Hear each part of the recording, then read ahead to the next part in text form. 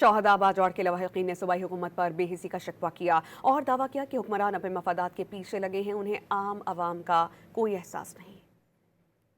वजीर आला ने दा गिला लरू چې دا زمونږ عوامي هغه وزیر اعلی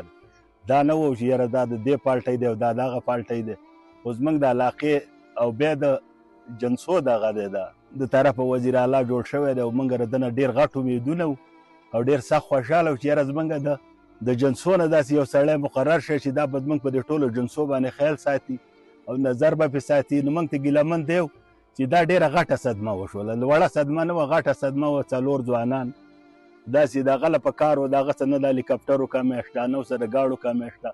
په کار و چې راغلی وی دلته دوا دپاره لاس وی.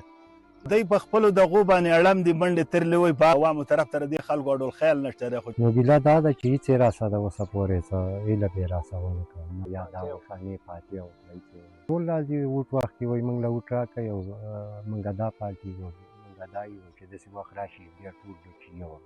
پوه خو زه ډېره شکریا ادا کوم چې په هغه وخت کې زما څه په ساعت یې مرسته وکړه، یو کې زه ډېر خوشحاله یم. که نو زما څه نو دا خو موږ شکریا ادا کوو چې په دونه ځنګلو کې ناست یو، مري او هغه خپل بارډر راټینګوي او موږ مرسته کوي او ساتي.